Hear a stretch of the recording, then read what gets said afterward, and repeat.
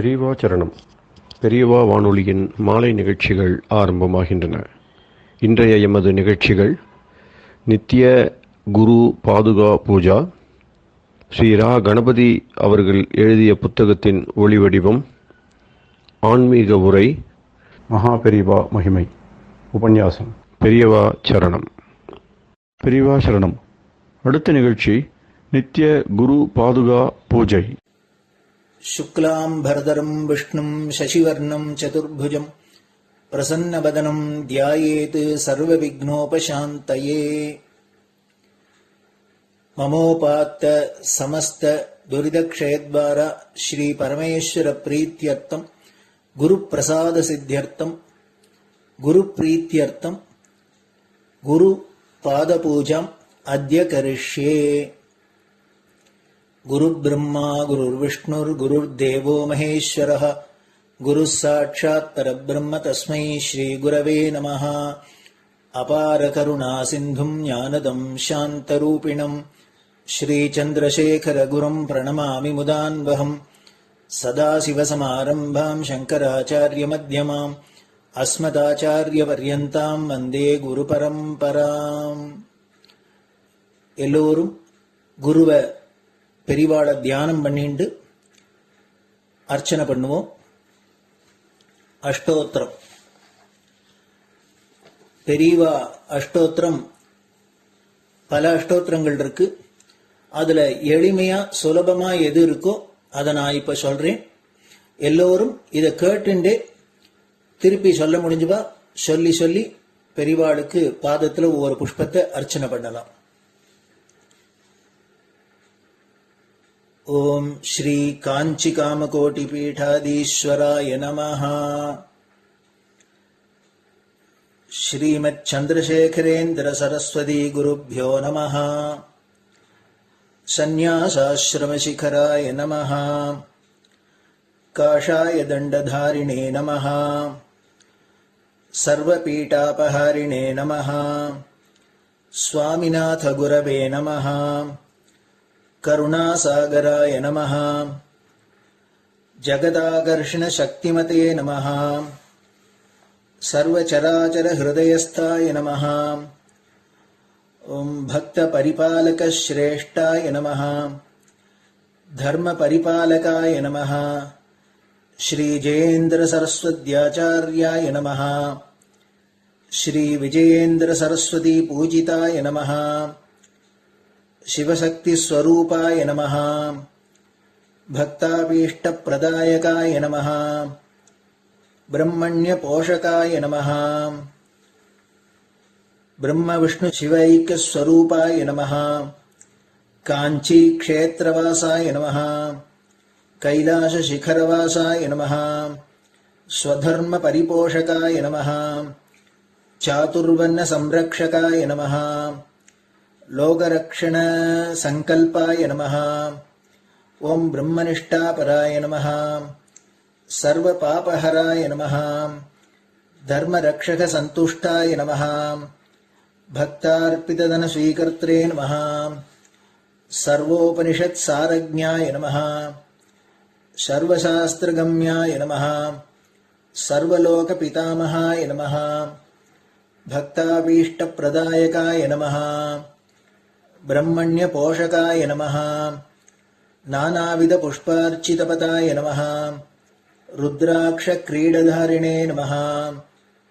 भस्मोद्दोलित विग्रहाय नमः. सर्वज्ञाय नमः.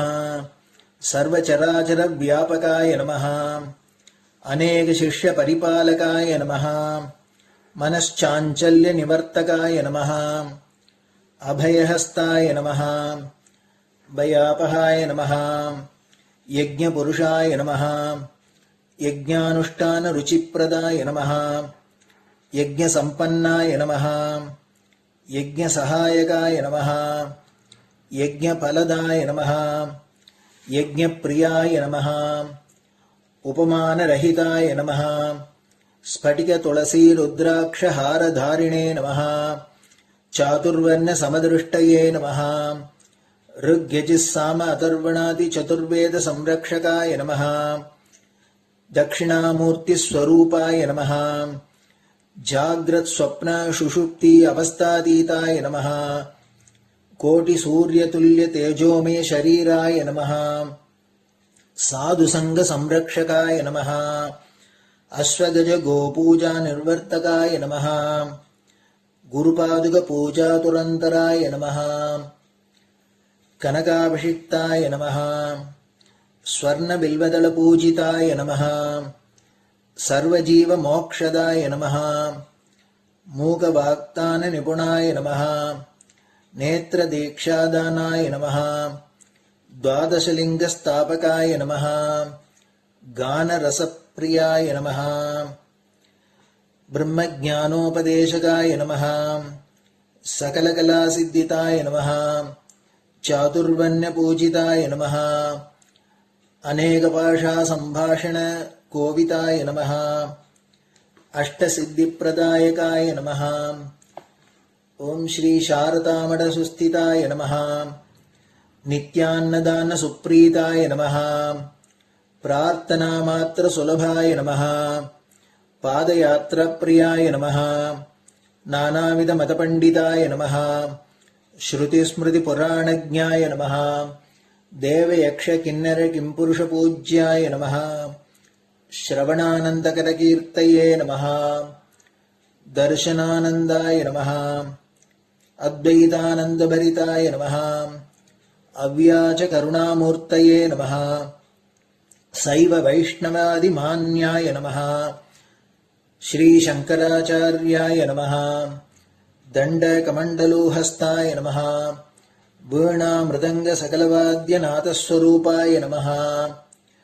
रामकथारसिकाय नमः वेदवेदाङ्ग आगमादिसकलकलासतस्प्रवर्तकाय नमः हृदयगुहाशयाय नमः शतरुद्रीयवर्णितस्वरूपाय नमः केदारेश्वरनाथाय नमः अविद्यानाशकाय नमः निष्कामकर्मोपदेशकाय नमः लघुभक्तिमार्गोपदेशकाय नमः लिङ्गस्वरूपाय नमः सालग्रामसूक्ष्मस्वरूपाय नमः कालड्यां शङ्करकीर्तिस्तम्भनिर्माणकर्त्रे नमः जितेन्द्रियाय नमः शरणागतवत्सलाय नमः श्रीशैलशिखरवासाय नमः डमरुकनादविनोदाय नमः वृषभारूढाय नमः दुर्मदनाशकाय नमः आभिचारिकदोषहर्त्रे नमः मिताहाराय नमः मृत्युविमोचकशक्त्याय नमः श्रीचक्रार्चनतत्पराय नमः दासानुग्रहकारकाय नमः अनुराधानक्षत्रजाताय नमः सर्वलोकख्यातशीलाय नमः वेङ्कटेश्वरचरणपद्मषट्पदाय नमः श्री महात्रिपुरसुन्दरी समेत श्री चन्द्रमौलीश्वर पूजाप्रियाय नमः श्रीमच्चन्द्रशेखरेन्द्र सरस्वती सद्गुरु परब्रह्मणे नमः गुरुभ्यो नमः परमगुरुभ्यो नमः परमेष्टिगुरुभ्यो नमः परात्परगुरुभ्यो नमः गुरुपरम्पराभ्यां नमः गुरुपादुकाभ्यां नमो नमः. அடுத்தது ஊதுபத்தி இருந்தா அதை காமிச்சு தூபம், நெய் தீபம் இருந்தா காமிச்சு அதை நெய் தீபம் தீபம் காமிச்சுட்டு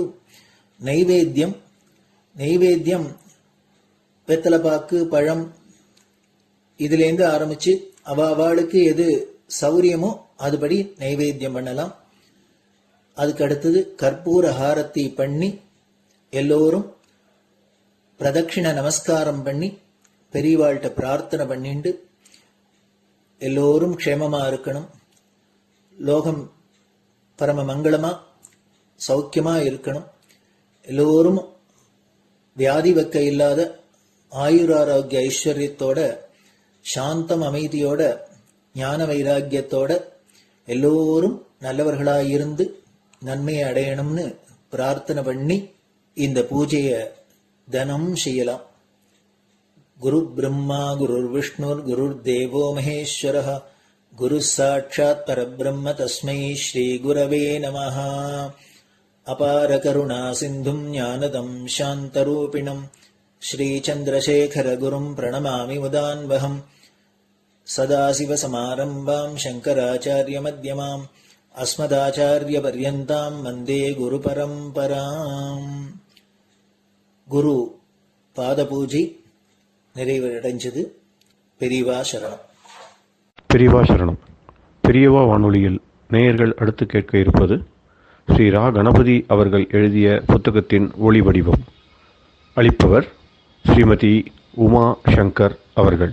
தேனினும் இனிய சொல்லான் தீச்சுடர் மேனி கொண்டான் ஊனுயிர்க்குயிரதான ஒன்றினைக் கலந்து நின்றான் ஏனினிக் கவலை நெஞ்சே இன்றுனக் அருள் செய்தான் இஞ்ஞானவான் காமகோட்டி நாதனை நம்புவோமே. ஜெய ஜெய சங்கர, ஹர ஹர சங்கர.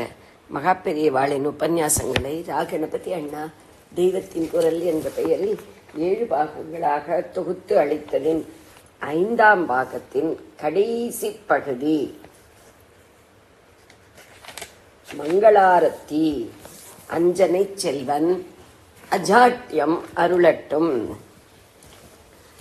ராமாயண பாராயணம் முதலானவற்றில் சொல்கிற பிரசித்தமான ஆஞ்சநேய ஸ்தோத்திரங்களில் ஒன்று.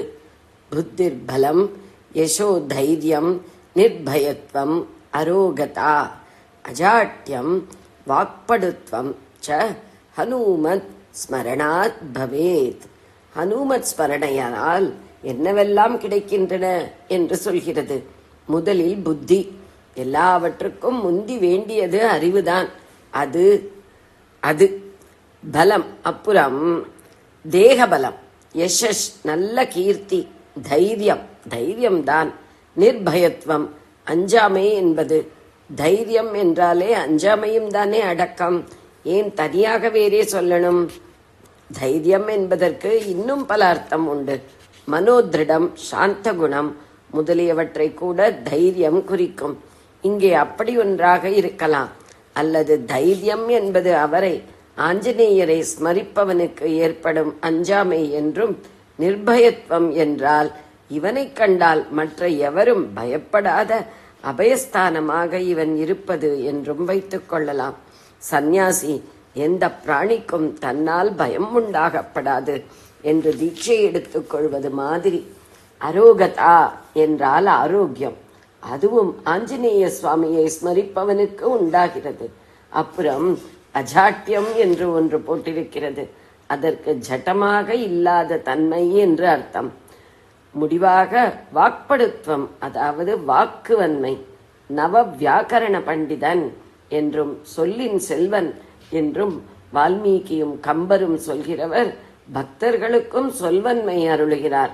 புத்தி, பலம், யசஸ், தைரியம், அபயத்வம், ஆரோக்கியம், வாக்படுத்வம் என்ற இந்த 7ம் அவசியம் வேண்டிய விஷயங்கள் தான் என்று தெரிகிறது. யாரும் சொல்லிக் கொடுக்கணும் என்றில்லாமல் நாமே இதற்கெல்லாம் வேண்டிக் கொண்டு விடுவோம். ஆனால் 8வதாக இன்னொன்று அஜாட்யம் என்று சொல்லி இருக்கிறதே. ஸ்லோகத்தின் வரிசையில் அது 8வது இல்லை, 7வதாக வருகிறது. அப்புறம் வாக்படுத்துவத்தை சொல்லி முடித்திருக்கிறது. அந்த அஜாட்யம் என்ன, அதை எதற்கு விசேஷமாக பிரார்த்தித்து பெற வேண்டும் என்று புரியாமல் இருக்கலாம். ஆனால் எனக்கென்னவோ லோகம் போகிற போக்கில் இதுதான் அத்தியாவசிய தேவை. இதற்குத்தான் ரொம்ப பிரார்த்தித்துக் கொள்ள வேண்டும்.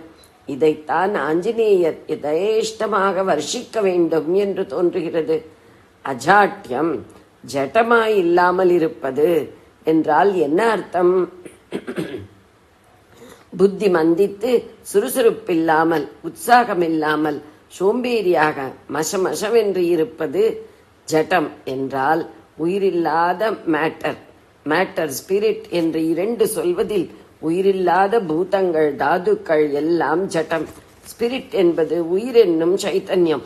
உயிராக அறிவாக உள்ள சித்திலிருந்து வருவது சைத்தன்யம். ஜட்டத்திலிருந்து வருவது ஜாட்யம். மனுஷ ஜீவனை சித் ஜட கிரந்தியால் உண்டானதாக சொல்வார்கள். உயிரில்லாவிட்டால் உடம்பு வெறும் பௌதிக தாதுக்களான ஜட்டம்தானே. இதை உயிரோடு முடிச்சு போட்டு ஜீவாத்மா என்று வைத்திருப்பதுதான் சித் ஜட கிரந்தி. ஞானிகள் என்ன சொல்கிறார்கள் என்றால், ஜடசரீர பிரஜையை ஒழித்து கட்டிவிட்டு சின்மயமாகவே போய்விடு என்கிறார்கள். அது நடக்கிற போது நடக்கட்டும். இப்போது இந்த ஜடசரீரத்திலேயே சித்விலாசத்தினால் உற்சாகத்தோடு சத்காரியங்களை பண்ணிக்கொண்டிருப்பதற்கு வழியை பார்ப்போம். ஜட்டம் மாதிரி டல்லாக மசமசமென்று உட்கார்ந்து கொண்டிருக்காமல் சுறுசுறுப்போடு விழிப்போடு இருக்க கற்றுக்கொள்வோம். இப்போது ஜாட்டியம் ஜடத்தன்மைதான் வந்து நம்மை நன்றாக கவ்விப்பிடித்துக் கொண்டிருக்கிறது. வேண்டாத விஷயங்களில் மகா உற்சாகத்தோடு ஈடுபட்டு வெறும் அரட்டை காரியத்தில் லவலேசம் பிரயோஜனமில்லாத பாலிடிக்ஸ் டிஸ்கஷன், காஃபி, சினிமா, நாவல், கீழ்த்தரமான ரிக்ரியேஷன் என்ற எனர்ஜியை எல்லாம் வேஸ்ட் செய்து விடுவதால் எது அவசியமோ அதை செய்வதற்கு சூடு பிறக்காமல் டிப்ரெஸ்டாக ஆகியிருக்கிறோம். வீண் வியாபாரங்களில் சக்தியை செலவழித்து விட்டு நல்லது செய்யணும் என்னும் போதும் தூங்கி வழிந்து கொண்டிருக்கிறோம். ஜட்டமாக இருக்கிறோம். சயின்ஸ் என்றும் நவீன வசதி வாழ்க்கை என்றும் சொல்லிக்கொண்டு பாதி, சீர்திருத்தம், பகுத்தறிவு, புரட்சி என்று சொல்லிக்கொண்டு பாதி, இப்படி புறப்பட்டிருப்பவர்கள் மட்டும் கொஞ்சம் கூட ஜாட்டியமில்லாமல் இஷ்டப்படி பண்ணி கொண்டிருப்பதை பார்த்தும் தர்மம் என்ன கொள்ளை போகட்டும், சாஸ்திரம் எப்படி பாழாக போகட்டும், மதத்துக்கு, ஹிந்து கலாச்சாரத்துக்கு என்ன ஹானி வரட்டும், அத்தனையையும் பார்த்து கொண்டு பேடிகள் மாதிரி உட்கார்ந்திருக்கிறோம். மகாவீரனான அர்ஜுனன் யுத்த பூமியில் மனசு தளர்ந்து உட்கார்ந்திருந்த போது பகவான் அவனிடம், அடே பேடி மாதிரி இருக்காதேடா, கிளைபியம் மகா பார்த்த என்று கோஷம் பண்ணி கிளப்பி விட்டார். இன்றைக்கு நமக்கெல்லாம் இந்த அனுகிரகத்தை ஆஞ்சநேய சுவாமி நிரம்ப பண்ண வேண்டும். சதுஷ்டி கலா என்ற 64 கலைக்கான சாஸ்திரங்கள் நம் தேசத்தில் இருந்ததே. இன்ஜினியரிங், டெக்னாலஜி எல்லாவற்றிலும் வல்லுநர்களாக நம்முடைய பூர்வீகர்கள் எத்தனையோ சாதித்து விட்டு போயிருப்பதற்கு ஆதார சாஸ்திரங்கள் இருந்ததே. அவற்றை பிராக்டிஸ் செய்பவர்கள் தான் இப்போதில்லை என்றால் அந்த சாஸ்திர புஸ்தகங்களை கூட அல்லவா காணோம். இந்த மகத்தான நஷ்டத்துக்கு நம்முடைய ஜாட்டியம் தானே காரணமாயிருந்திருக்கிறது. இன்னும் பாக்கி இருப்பதை எல்லாமும் இப்படியே தூங்கி வழிந்து கொண்டு வாரி கொடுக்காமல் இருக்க அவர் நமக்கு அஜாட்டிய அனுகிரகத்தை தான் விசேஷமாக செய்ய வேண்டும். வாக்படுத்துவதற்கு முந்தி அஜாட்டியத்தை சொல்லி இருக்கிறது. இன்றைக்கு நாமெல்லாம் வாக்கிலே மகா படுக்கள், வாய்ச்சொல் வீரர்கள், காரியத்தில் ஜாட்டியமூர்த்திகள். ஆஞ்சநேய சுவாமி நம்முடைய வாக்படுத்துவத்தை கொஞ்சம் குறைத்து அதையும் சேர்த்து போட்டுக்கொண்டு அஜாட்டிய அனுகிரகம் பண்ணி நம்மை காரியசூரர்களாக்கினால் தேவலை என்று தோன்றுகிறது. அவர் அப்படி இருந்தவர்தான். ஸ்லோகத்தில் சொல்லியுள்ள புத்தி, பலம் ஆகிய எல்லாவற்றுக்குமே அவர் ஒரு ரூபம். எப்போதும் உற்சாகமாக சுரு சுரு விரு விரு என்று அஜாட்டிய ஸ்வரூபமாக இருந்தவர் அவர். சில்ப சித்திரங்களில் அப்படித்தான் இருக்கிறார். மலையையே அனாயாசமாக கையில் தூக்கி கொண்டு ஆகாசத்திலே பறந்து கொண்டு இருப்பார். கொஞ்சம் கூட களைப்பு, சோம்பலே இல்லாமல் தர்மத்துக்காக சதா உழைத்தவர். முக்கியமாக எத்தனை எதிர்ப்பு, விக்னம் வந்தாலும் அவர் கொஞ்சம் கூட தளராமல் இருந்து எடுத்த காரியத்தை வெற்றிகரமாக சாதித்ததை சொல்ல வேண்டும். நாமா நல்லதற்காக புறப்படுவதே அபூர்வம். அப்படி புறப்பட்டாலும் ஏதாவது கொஞ்சம் தடை, ஆப்போசிஷன் வந்துவிட்டால் தளர்ந்து போய்விடுகிறோம். ஆனாலும் வாக்படுக்களாக இருப்பதால் அப்படி சொல்லிக் கொள்ளாமல், இந்த கலிகாலம் கெட்டதற்குத்தான் ஆதிக்கம் என்று சாஸ்திரத்திலேயே இருக்கிறது, அதனால் நாம் பாட்டுக்கு ஒதுங்கி இருப்போம் என்று கதைப்போம். இன்னும் மேலே போய் அத்வைதா மாயா டாக்டரின் என்று முடித்து விடுவோம். ஆனால் அதற்காகவே அவதாரம் பண்ணி புஸ்தகமாக எழுதி அதை ஸ்நாபனம் பண்ணிய ஆச்சாரியாள் எல்லாருக்கும் அதை சொல்லவில்லை. அவரும் சும்மா இருக்கவில்லை. காரிய சூரர்கள் என்று உச்சியில் வைத்து சொல்லக்கூடியவர்கள் 2 பேர் என்றால் அதில் ஒன்று ஆஞ்சநேயர், மற்றது ஆச்சாரியாள்தான். சும்மா இருப்பதுதான் கோல் என்றாலும் அதில் நாமே போய் உட்கார முடியாது. நாம் சரியாக அடிப்படையிலிருந்து ஆரம்பித்து மேலேறி போனால் அதுவே ஒரு கட்டத்தில் நம்மை சும்மா உட்கார வைப்பதுதான் நிஜ சும்மா. இப்போது நாம் சொல்லும் சும்மாவெல்லாம் சிரித்து சும்மா கோசரம் சொல்லும் சும்மாதான். அது மனசு சும்மா இருப்பது, இது உடம்பு மட்டும் சும்மா இருப்பது. அதனால் மனஸ் இன்னும் ஜாஸ்தியா கிருத்திரிம கல்பனைகள் பண்ணுவது, இல்லாவிட்டால் ஜடம் மாதிரி மரத்து போய் களைத்து தூங்கி வழிவது. மனுஷ ஜன்மா எடுத்தவனுக்கு இரண்டுமே ரொம்ப குறைவு, ரொம்ப கௌரவஹானி. பாராயணம், ஜபம், உபவாசம், ஆலய தர்சனம், பஜனை என்று எத்தனை பேர் பிரமாதமாக ஆரம்பித்து நாள் போக போக போக குறைத்து கொண்டே வந்திருக்கிறோம். முத்ராதிகாரிகள் திட்டம் என்று ஜகத்தையே புரட்டி விடுகிற மாதிரி நான் ஒன்று ஆரம்பித்ததில் நடந்து வந்த எத்தனை சத்காரியங்கள், வார வழிபாடு முதலியவை இன்றைக்கு போன இடம் தெரியாமல் போயிருக்கிறது. சீட்டு கூத்து என்று ஆரம்பித்த எந்த கிளப்பாவது க்ஷீணித்ததாக கேட்கிறோமா? அதிலே அஜாட்டியம் இருக்கிறது. ஆஞ்சநேய சுவாமியின் அஜாட்டியம், அவருக்கு வந்த விக்னம், இந்த இரண்டு மாதிரியுமே எங்கேயும் பார்க்க முடியாது. அத்தனை விக்னத்தையும் தவிடுபொடியாக்கிய அஜாட்டியம் அவருடையது. அவதாரம் பண்ணிய உடனேயே பரியோடு பச்சை குழந்தை விற்றென்று ஒரே வேகமாக உதய சூரியனை சிவப்பு பழமென்று நினைத்து கொண்டு சூரிய மண்டலத்திற்கே தாவிவிட்டது. அப்பவே எதிர்ப்பும் வந்து விட்டது. இந்திரன் வஜ்ராயுதத்தால் அடித்து தள்ளினான். தாடையே பிளந்து போயிற்று. ஹனு என்றால் தாடை. தாடை போன விசேஷத்தால் ஹனுமான் ஆனார். அதற்காக சளைத்து விடவில்லை. சூரியனிடமே போய் நவவியாக்கரணங்களையும் கற்றுக்கொண்டார். உதயகிரியிலிருந்து அஸ்தகிரி வரை களைக்காமல் சூரியனுக்கு எதிர்முகமாக சஞ்சாரம் பண்ணிக்கொண்டே கற்றுக்கொண்டார். குழந்தையாகவும் ஒரே உற்சாக விளையாட்டு பண்ணினார். துருவென்று ரிஷிகளின் ஆசிரமங்களுக்குள்ளே எல்லாம் புகுந்து ஒரே விஷமமாக பண்ணினார். அவர்கள் கோபித்துக் கொண்டு, உன் திவ்ய சக்தி உனக்கே மறந்து போய் ராமாவதார காலத்தில் அவருக்கு காரியம் பண்ணும்படி ஏற்படும் போதுதான் ஞாபகம் வரும் என்று சபித்து விட்டார்கள். அதற்காகவும் அவர் ஒன்றும் மூஞ்சியை தொங்க போட்டு கொண்டு விடவில்லை. ஒரு வானரம் எத்தனை தொண்டு பண்ண முடியுமோ அத்தனையும் சுக்ரீவனுக்கு பண்ணி கொண்டிருந்தார். அங்கேயும் எதிர்ப்பு வந்தது. மகாவீரனான வாலி சுக்ரீவனிடம் சண்டைக்கு வந்தான். அப்போதும் அவர் தளரவில்லை. ஒரு சாபம் காரணமாக வாலி வர முடியாத ஒரு இடத்துக்கு சுக்ரீவனை அழைத்து கொண்டு போய் ரட்சித்து வைத்துக் கொண்டு தொண்டு செய்து வந்தார். அப்புறம் சாட்சாத் ராமச்சந்திரமூர்த்தி வந்த பிறகு அவருக்கு திவ்ய சக்தியும் திரும்ப வந்தது. அசாத்தியமான காரியமெல்லாம் பண்ணினார். சமுத்திரத்தையே தாண்டுவது, மலையையே பறித்து எடுத்து கொண்டு வருவது, மகாபலிஷ்டரான ராட்சசர்களை ஹதாகதம் பண்ணுவது என்று இப்படி சமுத்திரம் தாண்டி போகும்போதுதான் எத்தனை விக்னம். சூரசை, சிம்ஹிகை, லங்கினி என்று குறுக்கே எத்தனை ராட்சசிகள். சுரசை இவரை முழுங்க பெரிசாக வாயை திறந்தால் இவர் கொசு மாத்திரமாகி வாய்க்குள் புகுந்து காதால் வெளியே வந்து விடுகிறார். அவளை அவர் சண்டை போட்டு வதைக்க முடியும். ஆனாலும் அத்தனை நாழி சுவாமி காரியம் டிலே ஆகலாமா என்று காரியத்தில் அத்தனை கண்ணாக, அதுவும் அஜாட்டியம்தான். இப்படி தந்திரமாக பண்ணிவிட்டார்.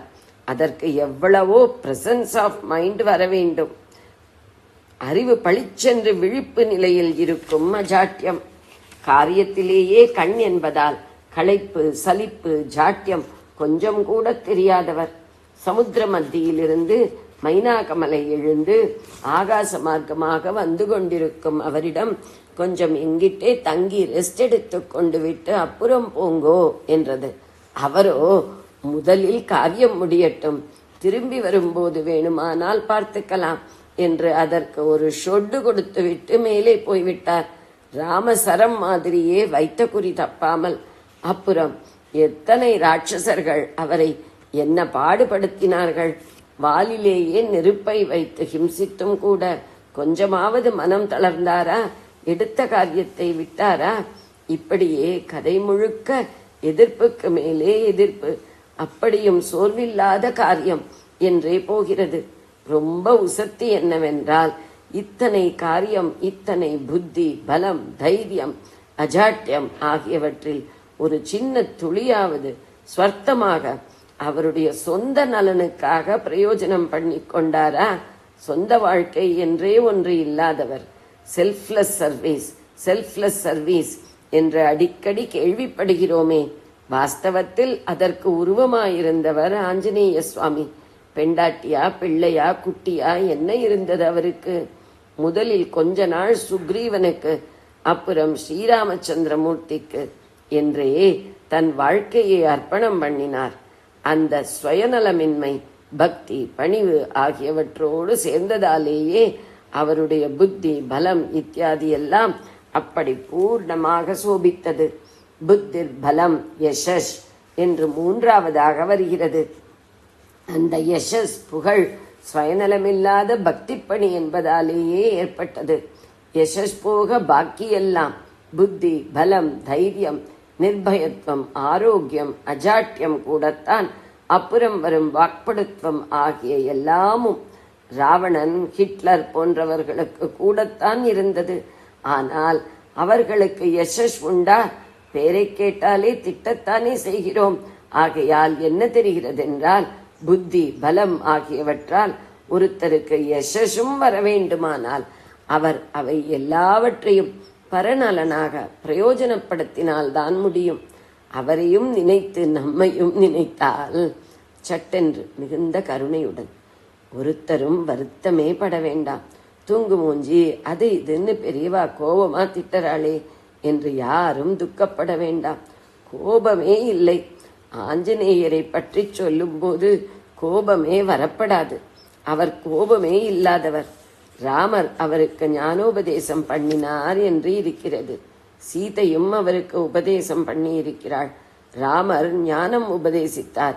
சீதை என்ன உபதேசித்தாள்? சீதை என்றால் யார்? சாட்சாத் தாயார். அதனால் பிரேமையை உபதேசித்தாள். ராவண வதமானதும் சீதையிடம் சந்தோஷ சமாச்சாரம் தெரிவிப்பதற்காக ஆஞ்சநேயர் அசோகவனத்துக்கு குதித்து கொண்டு வந்தார்.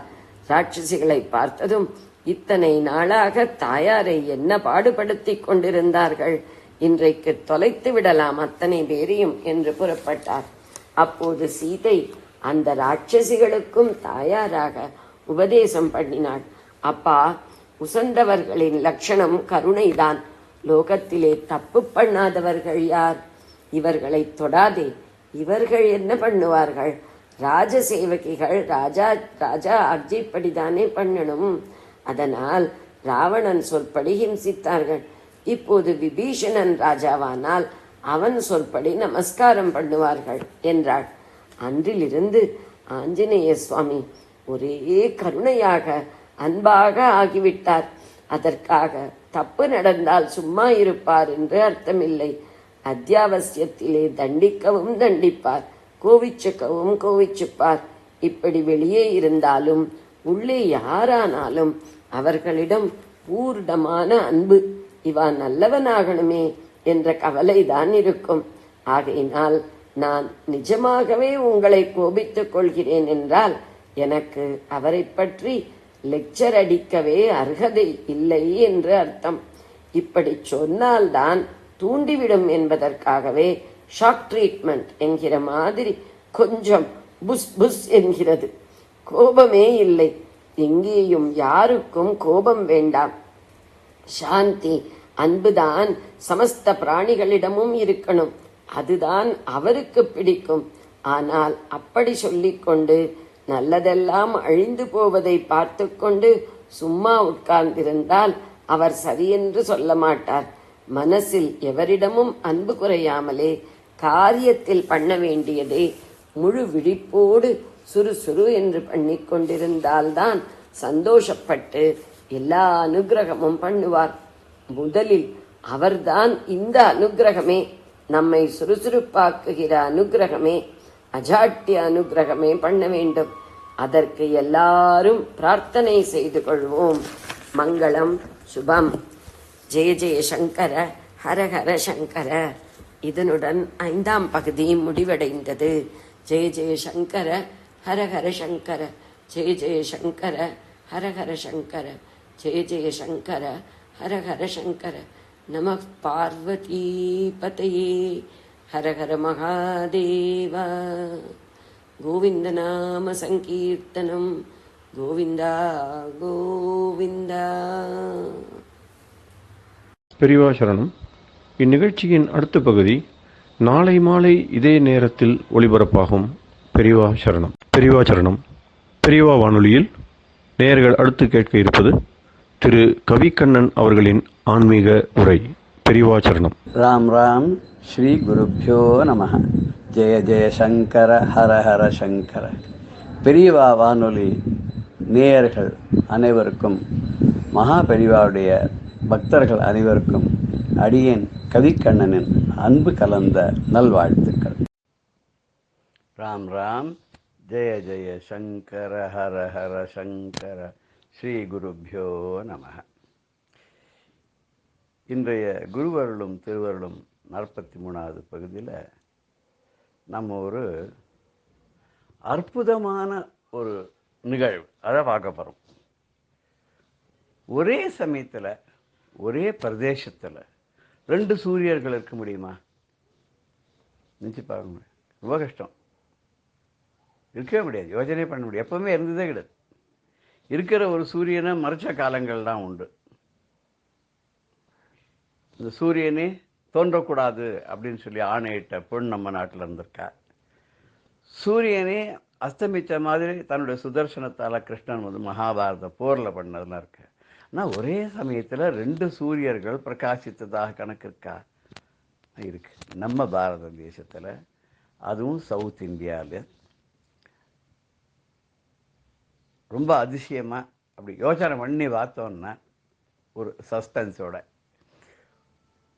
2 பேரும் ஒரே ஆச்சாரோட வழியில் வந்த மகான்கள். ஒருத்தர் பாரதி, ஒருத்தர் சரஸ்வதி. பாரதினாலும் வாணி தான், சரஸ்வதினாலும் வாணி தான். 2 பேரும் அபார புலமை, அபார தபஸு, அபாரமான கருணை, அபாரமான தெய்வீகத்தன்மை உடையவர்கள். இப்போ புரிஞ்சிருக்குமே யாரை சொல்கிறேன்னு. சந்திரசேகரேந்திர சரஸ்வதி சுவாமிகள் காஞ்சி பீட்டாதிபதி, 68வது பீட்டாபதி. அதே மாதிரி சந்திரசேகர பாரதி சுவாமிகள் ஸ்ருங்கேரி பீட்டாதிபதி. காஞ்சி மகா சுவாமிகள் சந்திரசேகரேந்திர சரஸ்வதி சுவாமிகள் வந்து அவர் 1894 அவதாரம் பண்ணியிருக்கார். 1904வது வருஷமும் என்னவோ இல்லை 6வது வருஷமும் பட்டத்துக்கு வந்துவிட்டார். 13 வயசுலலாம் பட்டத்துக்கு வந்துவிட்டார். அதுக்கப்புறம் வந்து அவர் கிட்டத்தட்ட 100 வயசுக்கு ஒரு 4 மாதம் கம்மியாக தான் இருந்திருக்கார். சந்திரசேகர பாரதி சுவாமிகள் வந்து அந்த மாதிரி 100 வயசுலாம் இருக்கலை. அவர் பட்டத்துக்கு வந்த காலம் வந்து கிட்டத்தட்ட 1930 வாக்கில் தான் வந்திருப்பார். 54 வரைக்கும் இருந்திருக்காருன்னு தெரியுது. 2 பேருக்கும் பார்த்தா நிறைய காமனாலிட்டிஸ் இருக்கும். அதோடு அந்த காலத்தில் ரொம்ப அவளுக்குள்ள ஒரு விதமான கருத்து பரிமாற்றங்கள்லாம் இருந்திருக்கு. 2 பெரியவாளுக்கும் வேண்டப்பட்டவாளாக, பக்தர்களாக, அடியார்களாக, அன்பர்களாக இருந்தவர்கள் வந்து இங்கேருந்து மெசேஜ் எடுத்துன்னு போய் அங்கே கொடுத்து, அங்கேருந்து அவருடைய அபிப்பிராயத்தை கொண்டு வந்து இங்கே கொடுத்து அப்படி நிறைய பண்ணியிருக்காங்க. ஸ்ருங்கேரி அப்போ மகா சன்னிதானம் ஆக இருந்த சந்திரசேகர பாரதி சுவாமிகள் சொல்லுவாராம், நான் என்ன நினைக்கிறேனோ அதை என் பேருடைய அவர் பண்ணிகிட்டே இருக்கார் அப்படின்னு. நீங்கள் ஏன் இதுக்கெல்லாம் வரல, அங்கே வரல, அங்கே வரல அப்படின்னு கேட்டாக்கா அவர் சொல்லுவாராம், ஒரு வகுப்புக்கு என்னத்துக்கு 2 வாத்தியார் ஒரே சப்ஜெக்டை நடத்துறதுக்கு? வேண்டாமே. ஒரே சப்ஜெக்டை ஒரே வகுப்பில் நடத்துறதுக்கு 2 வாத்தியார் வேண்டாமே. நான் நினைக்கிறது அவரே செஞ்சு விடுறாரு. அதனால வந்து 2 பேரும் ஒன்று தான், நானும் அவரும் ஒன்று தான் அப்படின்னு அவர் சொல்லியிருக்கார். அந்த காலகட்டத்தில் அப்படி தான் இருந்திருக்கு. அதுக்கப்புறம் என்னவோ பிற்காலத்தில் தெரியல, நமக்கே புரியல ஏன் எனக்கு ஒரு மாதிரி அது வந்து விவிதபாமா அது வந்து எப்படின்னு ஒன்றும் புரியல நமக்கு. நம்ம அதுக்குள்ளே போக வேண்டாம். அந்த சந்திரசேகர பாரதி சுவாமிகள் வந்து சின்ன வயசுலேயே அவர் வந்து நிறைய பாடங்கள்லாம் படிச்சுக்கிடுச்சு. இவர் தான் அடுத்த பீட்டாதிபதி அப்படிங்கிற அளவுக்கு தனக்கு அடுத்தவர் அவர் தான் சன்னிதானமாக வர வேண்டியவர்னு இவருடைய குருநாதரான சிவாபினவ சச்சிதானந்த பாரதி சுவாமிகள் தீர்மானம் பண்ணியிருந்தார். நரசிம்ம பாரதி சுவாமிகள் தீர்மானம் பண்ணியிருந்தார். அதுக்காக இவருக்கு ஸ்பெஷல் ட்ரைனிங்லாம் கொடுத்துருந்தார். ஆனால் அவருக்கு அவருடைய அந்த காரியஸ்தரை கண்டால் ரொம்ப பயமா. அவர் ரொம்ப ஸ்ட்ரிக்டானவரான், ரொம்ப கண்டிப்பானவரான், அவர்கிட்ட ரொம்ப பயமா. அப்போ இருந்த ஆச்சாரியால் என்ன பண்ணிட்டாருன்னா இவரை அந்த மேனேஜரோட பொறுப்பில் விட்டு இவருக்கு இதெல்லாம் கற்றுக் கொடு, அதெல்லாம் கற்றுக் கொடுத்து அதெல்லாம் சரி பண்ணி கொண்டு வான்னு. இவர் பயந்து நடுங்கிண்டே எல்லாத்தையும் பண்ணிட்டு வருவாராம். பண்ணிட்டு வந்துட்டு இது பண்ணால் திடீர்னு ஒரு நாளைக்கு குருநாதர் டிக்ளேர் பண்ணிட்டார், இவர் தான் என்னுடைய அடுத்த பட்டத்துக்குரிய சிஷ்யர் அப்படின்னு சொல்லி பட்டமும் கொடுத்தாச்சு. சன்னிதானமாக அவருக்கு பட்டாபிஷேகமும் பண்ணியாச்சு. அதுக்கப்புறம் அந்த மேனேஜர் அந்த கட்டுப்பாடெல்லாம் பண்ணுவாரா மாட்டார். அவரும் கையை கட்டின்னு ஒரு முன்னாடி தான் நிற்பார். அந்த கை கட்டின்னு நின்னா கூட இவருக்கு சந்திரசேகர பாரதி சுவாமிகளுக்கு அந்த பழைய நிலைமை அப்படியே மனசுக்குள்ளே இருந்துகிட்டே இருக்குமா. ஐயோ அன்றைக்கெல்லாம் நம்மளை மிரட்டினாரே, அன்றைக்கெல்லாம் தப்பெல்லாம் கண்டுபிடிச்சாரே, நம்ம ரொம்ப கட்டுப்பாடெல்லாம் பண்ணாரே அப்படின்னு சொல்லி அந்த பயம் இருந்துகிட்டே இருக்குமா.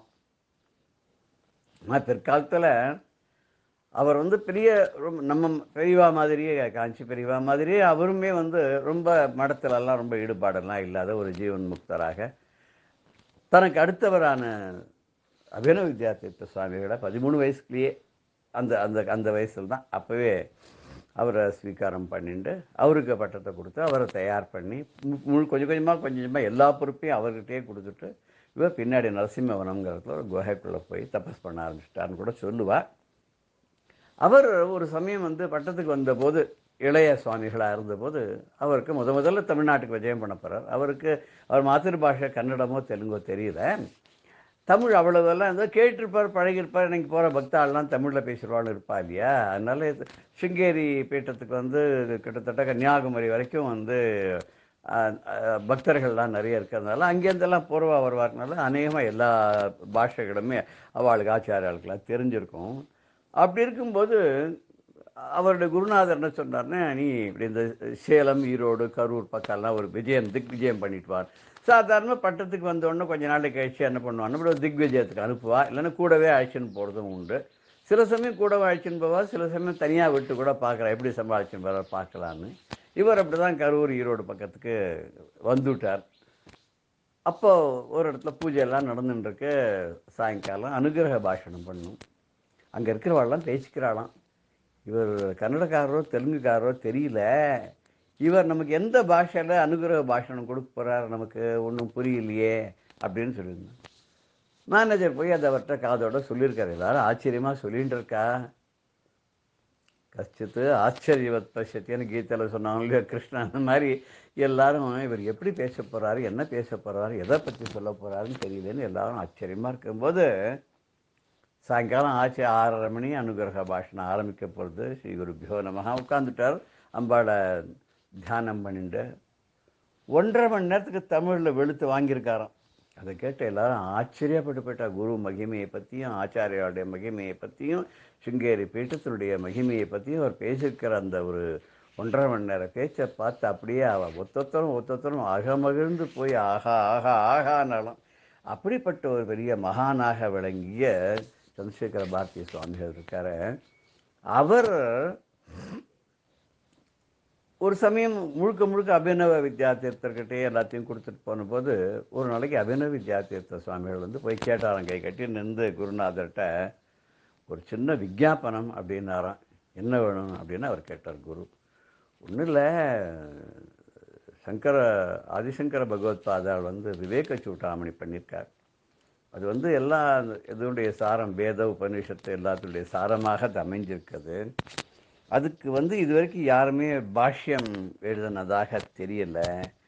அதுக்கு மகாசன்னிதானம் வந்து கொஞ்சம் கருணை பண்ணி சம்ஸ்கிருதத்தில் பாஷ்யம் எழுதி கொடுத்தா ரொம்ப நல்லாயிருக்கும்.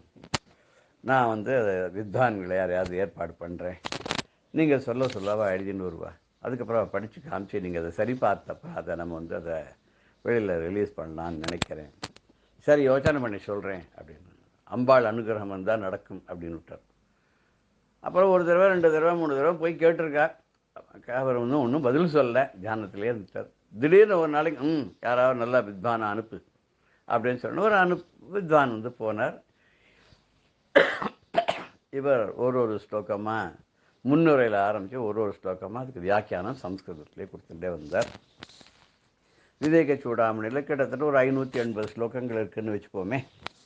இவர் 500 ஸ்லோகம் பர்யந்தம் அதுக்கு வியாக்கியானங்கள்லாம் கொடுத்துட்டார். கொடுத்துட்டு அதுக்கப்புறம் ஒன்றுமே பேசவே இல்லை, அதை பற்றி ஒன்றுமே சொல்லவே இல்லை, மௌனத்துக்கு போயிட்டார். தினம் இந்த வித்வானும் போய் பார்த்துருக்கார். அவர் ஒன்றும் பேசுறதாகவும் காணும் ஒன்றும் இல்லை. அதை போய் நேராக அபினவ வித்யாதீர்த்த சுவாமிகிட்ட போய் சொன்ன உடனே சரி நானே போய் கேட்குறேன் அப்படின்னு சொல்லிட்டு நேராக போய் கேட்குறார். சுவாமிகள் வந்து இதை பண்ணி கொடுத்தா தேவையில்லையே, இன்னும் முடிக்கவே இல்லையே, இன்னொரு 55-60 ஸ்லோகங்கள் இருக்கே அப்படின்னு சொன்னார். சொன்ன உடனே மகா சன்னிதானமான சந்திரசேகர பாரதி சுவாமிகள் சொன்னாராம், இந்த 500 ஸ்லோகத்துக்கு கொடுத்துருக்கக்கூடிய வியாக்கியானத்தை படித்து அதை புரிஞ்சுண்டு அதை அனுசரித்து நடந்தான்னா அப்பேற்பட்ட வாழ்க்கை மீதி 56 ஸ்லோகத்தை பற்றி கவலைப்பட வேண்டிய அவசியமே இல்லை. அதுக்கு நான் வந்து அர்த்தம் சொல்லாட்டாலும் பரவாயில்ல. அதனால இந்த 500 ஸ்லோகமே போரும். இப்போ இந்த 500 ஸ்லோகத்துக்கு நான் சொல்லியிருக்கக்கூடிய வியாக்கியானமானது பாஷ்யமானது புரியாத பட்சத்தில், இது உபயோகம் இல்லாத பட்சத்தில் மீதி 56 ஸ்லோகத்துக்கு நான் வியாக்கியானம் கொடுத்தேன், அதனால் ஆக போகிறது எதுவும் இல்லை அப்படின்னு சொல்லி நிறுத்திட்டாராம். இன்றைக்கி ஒரு சிங்கேரி பப்ளிகேஷன்ஸ் அந்த புக்கு ரொம்ப ரேராக தான் கிடைக்கிறது. இப்போ கிடைக்கிறதே இல்லை அந்த புஸ்தகம். அந்த விவேக சூடாமணி புஸ்தகத்துக்கு ஆச்சாரியாவுடைய பாஷ்யம், சந்திரசேகர பாரதி சுவாமிகளுடைய பாஷ்யம் ரொம்ப அருமையான, ரொம்ப கடினமான சம்ஸ்கிருதமும் இல்லை, ரொம்ப சரளமான சம்ஸ்கிருதமும் இல்லை, ஒரு மீடியமாக இருக்க புரியக்கூடியது. ஒரு குருநாதர் சொல்லிக் கொடுத்தா ரொம்ப ஈஸியாக விளங்கக்கூடியதாக அது ரொம்ப அழகாக அமைஞ்சிருக்கும். யாராவது கிடைக்கிறவாள்லாம் பார்க்கலாம். சிங்கேரிக்கு போனாக்க இங்கே சிங்கேரி அங்கே வந்து சமஸ்தானத்தில் கண்டிப்பாக அங்கே கூடிய புக் ஸ்டாலில் இந்த புஸ்தகம் கிடைக்கும். எல்லாரும் வாங்கி அதை படித்து புரியாதவா கூட தன்னுடைய குருநாதர்கிட்ட கேட்டு அதை வந்து தெரிஞ்சுன்னு படித்தாருன்னா ரொம்ப ரொம்ப ரொம்ப ரொம்ப உபயோகமாக இருக்கும். பட் இது வரைக்கும் யாரும் விவேக சூடாமணிக்கு அவ்வளவு விரிவாகவோ இல்லை சந்திரசேகர பாரதி சுவாமிகளுடைய பாஷ்யத்துக்கு தமிழாக்கமோ இல்லை மற்ற லாங்குவேஜில் பண்ணதாக தெரியல. அப்படி யாருக்காவது தெரிஞ்சதுன்னா அது நீங்கள் வாட்ஸ்அப் மூலமாக மற்றவர்களோட ஷேர் பண்ணிட்டா அதை வாங்கி எல்லாரும் படிக்கிறதுக்கு ரொம்ப சௌகரியமாக இருக்கும். இப்படிப்பட்ட சந்திரசேகர பாரதி சுவாமிகள் அவரோட காலத்திலேயே இருந்தவர் தான் நம்ம காஞ்சி பெரியவாளும். அவரும் பல விதமான நிகழ்வுகள்லாம் நடத்தியிருக்கார்.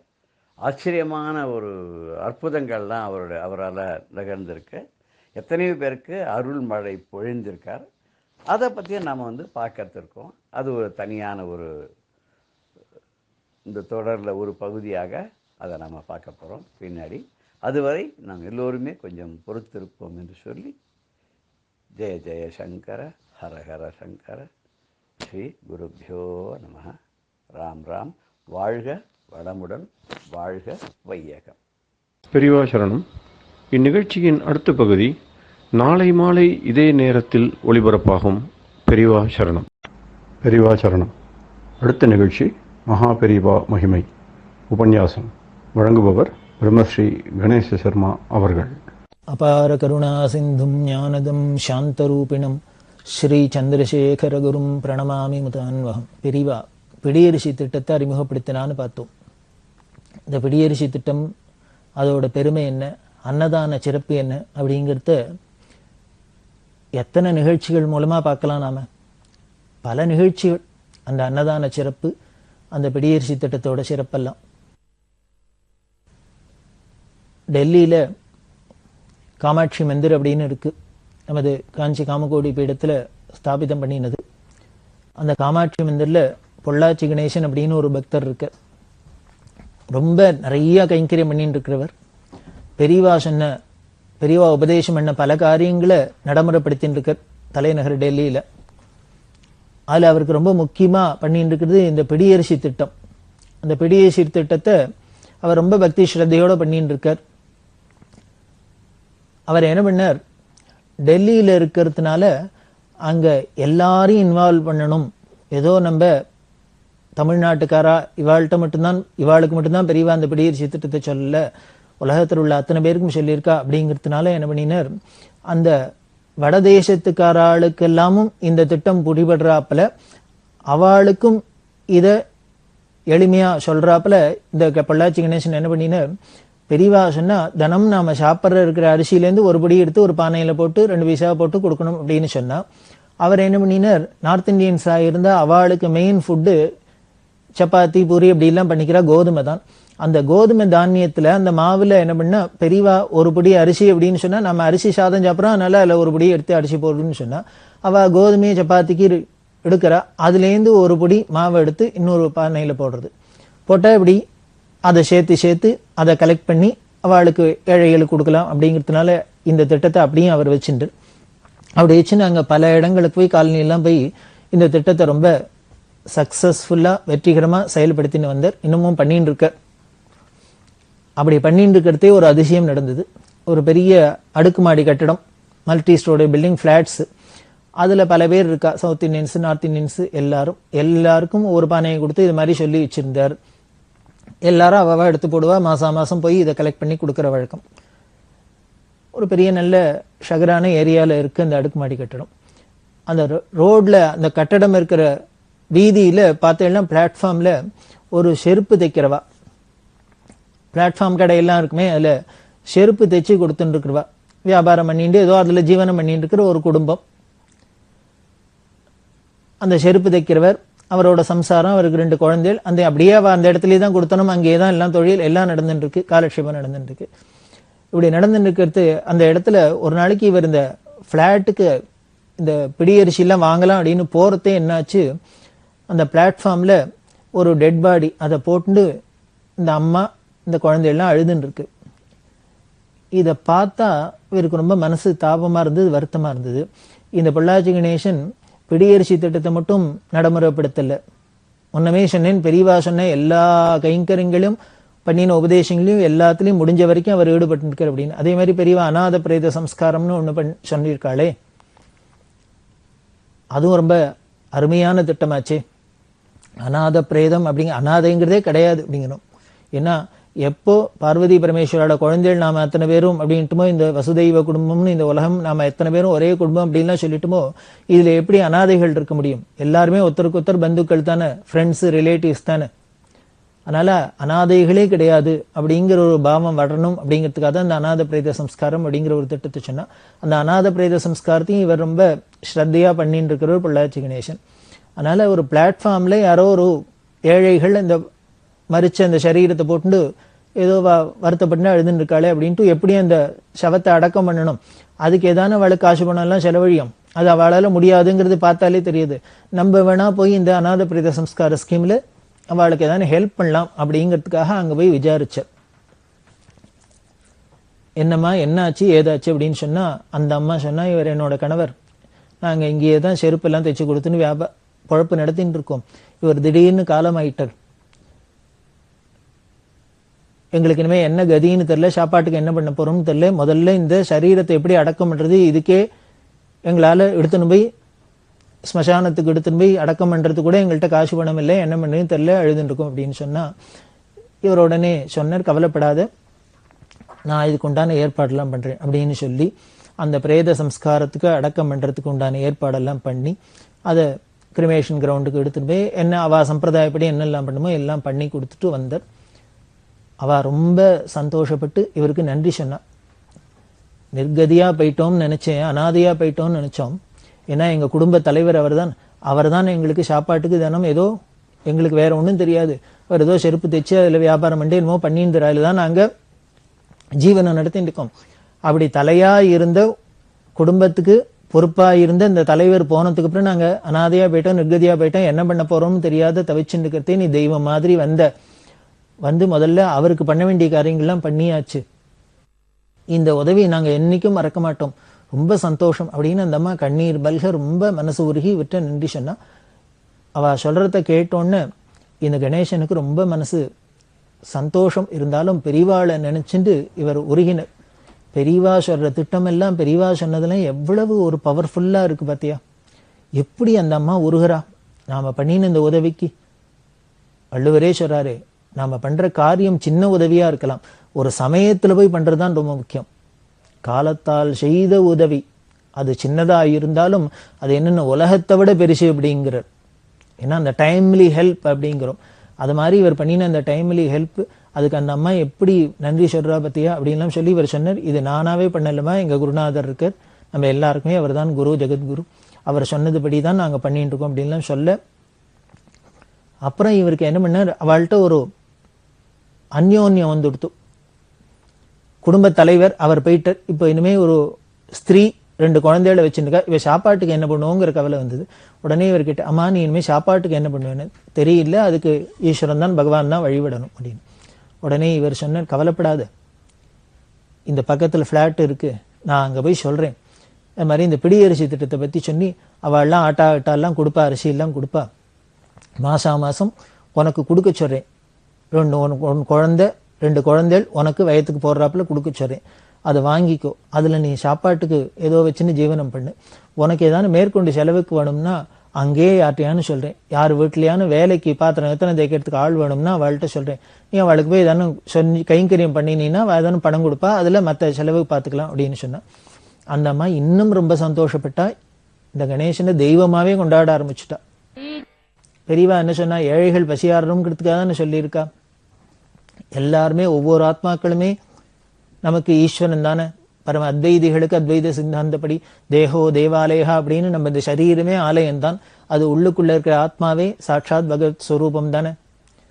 அதனால நாம சமைச்சு பண்றதுதான் அப்படிங்கிற பாவத்துல என்ன பண்ணார், இவாளுக்கு அது உதவியா இருக்கட்டும் அப்படிங்கிறதுக்காக இதை ஏற்பாடு பண்ணியிருந்தார். அந்த அம்மாவும் ஏதோ அக்கம் பக்கம் அவள்கிட்ட இருக்கிற இந்த வீட்டுலாம் போய் ஏதான வேலையில செஞ்சு அதுல வர சம்பளத்துல இந்த குழந்தைகளை படிக்க வச்சா. இவர் கணேசன் அட்வைஸ் பண்ணியிருந்தார், இந்த குழந்தைகளையும் கொஞ்சம் படிக்க அடிக்க வை அப்படின்னு. ஏதோ ஸ்கூல்ல சேர்த்து ஏதோ படிக்க அடிக்க வச்சிருந்தா. இப்படியே அவ ஜீவனம் ஓடின்னு இருக்கு. பல நாட்கள் ஓடித்து, பல வருஷங்கள் ஓடித்து. இது தொடர்ந்து நடந்தது. அந்த அம்மாவோட குழந்தைக்கு, பொன் குழந்தைக்கு கல்யாணமும் ஆகி, இவாள்லாம் எல்லாருமே சேர்ந்து ஹெல்ப் பண்ண கல்யாணமும் ஆகி, அதுக்கப்புறம் அந்த புள்ள குழந்தை இருந்தது இல்லையா, அந்த பையன் ஒரு படிப்பு ஓரளவுக்கு படிப்பை முடிச்சு ஒரு இடத்துல உத்தியோகத்துக்கு போனான். உத்தியோகம் போய் முதல் மாதம் சம்பளம் வாங்கிட்டான். இந்த சம்பளம் வாங்கினோன்னு அந்த அம்மா என்ன சொன்னா, பிள்ளையோட அம்மா இந்த கணேசனை தேடின்னு வந்தா, பொள்ளாச்சி கணேசனை தேடின்னு வந்து இவளுக்கு நமஸ்காரம் பண்ண சொல்லி இந்த சம்பளத்தை அவர் கையில் கொடுத்து வாங்கிட்டு ஆசீர்வாதம் பண்ணுங்கோ அப்படி இல்லாமல் சொன்னால், அந்த அம்மா சொன்னால், இன்னைக்கு நடந்தாப்புல இருக்கு, இத்தனை வருஷத்துக்கு முன்னால் 8 வருஷத்துக்கு முன்னால் என்னோட கணவர் திடீர்னு காலமாயிருக்கிறதே, நாங்கள் அந்த பணத்தையும் போட்டு அனாதைகளாக கிடக்கிறதே, நீ தான் தெய்வம் மாதிரி வந்து அவரோட அந்த பிரேதத்தை சம்ஸ்காரத்துக்கு ஏற்பாடுலாம் பண்ணி, அதுக்கப்புறம் எங்களுக்கு ஏதோ பக்கத்தில் இருக்கவாள்லாம் தினம் எங்களுக்கு ஆகாரத்துக்கு கொடுக்க முடியுமா ஏற்பாடு பண்ணி, அப்புறம் அவள்கிட்ட நாங்கள் கைங்கறி பண்ணி அதில் வர பணத்தில் இந்த குழந்தைகளுக்கு ஸ்கூலுகளுக்கு கட்டி இந்த குழந்தையெல்லாம் படிச்சுட்டு பொண்ணுக்கும் கல்யாணம் ஆகிடுது. இப்போ இந்த பையன் அவன் காலில் நின்றுண்டு சம்பாதிக்கிற அளவுக்கு வந்துட்டான். யாரு நமக்கு உதவி பண்ணுவான்னு தெரியாத இருந்த சமயத்துல அந்த நிலைமை மாதிரி இன்னைக்கு குழந்தை தங்கையாலே சம்பாதிச்சு இந்த குடும்பத்தை காப்பாத்துற அளவுக்கு வந்துடுத்தோம். இப்படி பிளாட்ஃபார்ம்ல இருந்த குடும்பத்தை தூக்கி ஒரு நல்ல இடத்துக்கு வராப்புல பண்ணியிருக்க. இதுதான் பெரிய கைங்கரியம். அதனால நீ தான் எங்களுக்கு கடவுள், தெய்வம் மனுஷ ரூபேணன்னு சொல்றா, ஆனா அது சத்தியமா இருக்கு பல பேருக்கு வாழ்க்கையில. நீ கடவுள் தான், இப்படி தெய்வமா தெய்வமே இப்படி மனுஷ ரூபத்துல உன் ரூபத்துல வந்து பண்ணியிருக்க அப்படின்னு சொல்லி உங்ககிட்ட தான் முதல்ல ஆசீர்வாதிக்கணும், உங்கையால தான் இந்த சம்பளத்தை கொடுத்து வாங்கிக்கணும் அப்படின்னு அந்த அம்மா வந்து சொன்னா, கணேசன் பாகா அப்படியே மழுகா ஒழுகிட்டு, என்ன ஒரு நன்றி பத்தியா. பரம ஏழைகளா இருந்தா கூட அவ எப்படிலாம் அந்த கிருதஜ்ஞையை பாராட்டுறா அப்படின்னு உரியினர். இது எல்லாத்துக்கும் சேர்ந்து திருப்பி திருப்பி எங்கன்னு பெரியவாள்கிட்ட தான் பிரியம் வளர்ந்தது, பெரியவாள்கிட்ட தான் பக்தி வளர்ந்தது. இப்படி பெரியவா சொன்ன திட்டங்கள்லாம் எப்படி எல்லாம் வேலை செய்யறது பத்தியா அப்படின்னு, இதோட பலன்கள்லாம் எப்படி இருக்கு பத்தியா அப்படின்னு அவர் சொன்ன. இது அத்தனையும் பெரியவாளுக்கு தான்ப்பா இந்த புகழ் அத்தனையும், அவ பண்ணினத்தை தான் நாங்க, அவ சொன்னத்தை தான் நாங்க செய்யறோம் அப்படி இல்லாம சொல்ல அந்த குழந்தைய ஆசீர்வாதம் பண்ண. அப்புறம் அந்த அம்மா சொன்னா, நீ தப்பா நினைச்சுக்கலாம், இன்னொன்னு சொல்லுவேன் அப்படின்னா. கணேசன் சொன்ன, என்ன சொல்லு அப்படின்னு. இத்தனை நாள் அவள்கிட்ட எல்லாம் சொல்லி எனக்கு தனம் ஆட்டா எல்லாம் கொடுக்க சொல்லியிருக்க ஆகாரத்துக்கு, இன்னுமே அதை கொடுக்க வேண்டாம்னு சொல்லுவா, அடுத்த மாசத்துலேருந்து அவ கொடுக்க வேண்டாம் அப்படின்னு. இது சொன்னோன்னு கணேசனுக்கு கொஞ்சம் சந்தேகம் வந்தது. ஏதோ ஒரு மனசுல ஒரு கருகருன்னு வந்தது. ஏன் கொடுக்க வேண்டாங்கிற? இத்தனை நாள் அதில் தானே ஜீவனம் பண்ணியிருக்கா, அவள் கொடுத்து தானே சாப்பிட்ருக்கா. இப்போ புள்ள சம்பாதிக்க ஆரம்பிச்சுட்டான், தன் சுயக்காலில் நிற்கிறோம் அப்படின்னோன்னு அடுத்த வாழ்கிட்ட யாச்சகம் வாங்குறது இதான கௌரவ குறைச்சலாக இருக்கா? அதை மாதிரி நினைக்கிற ஆத்மாக்களா இவாளை பார்த்தா தெரியலையே, இவாள் ஏன் இப்படி அப்படின்னு மனசில் இதெல்லாம் ஒரு க்ஷணகாலத்தில் தான் ஒரு தயக்கம், ஏன் இப்படி வேண்டான்னு சொல்கிறா அப்படின்னு. அதுக்கு உடனே அந்த அம்மா சொன்னா, நீ மனசில் வேற ஒன்றும் தப்பாக நினச்சிக்காத, இத்தனை நாள் அவள்லாம் கொடுத்து தான் உடம்பை வளர்த்துருக்கோம், சாப்பிட்ருக்கோம். இனிமே நம்ம புள்ள சம்பாதிக்க ஆரம்பிச்சிட்டோம், இனிமே நாம சொந்த காலில் நிற்க ஆரம்பிச்சிட்டோம், இனிமேல் அடுத்த வாழ்க்கை யாச்சகம் வாங்கப்படாதுன்னு நான் கௌரவ பிரச்சனையாக இதை நினச்சின்னு சொல்கிறேன்னு நினச்சிக்க வேண்டாம். நான் வேண்டான்னு சொல்கிறேன்னா, இப்போ ஏதோ இந்த குழந்தை சம்பாதிக்க ஆரம்பிச்சிட்டான், எங்கள் வயத்தை கழுவிக்கிறதுக்கு அறவயிறானும் காவயிறானும் கழுவிக்கிறதுக்கு இப்போ எங்கள் கையிலேயே ஏதோ அவன் சம்பாதிக்கிறதுன்னு ஆரம்பிச்சுட்டான். அதனால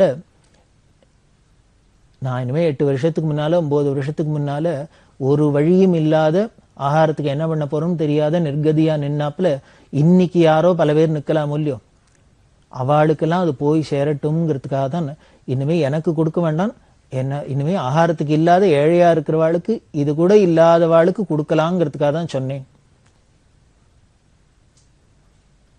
அப்படின்னு சொன்னால் கணேசன் ரொம்ப அப்படியே உருகி ஒரு ஏழையாக இருந்தால் கூட அவளோட மனோபாவத்தை பாருங்க, அந்த குணத்தை பாருங்க.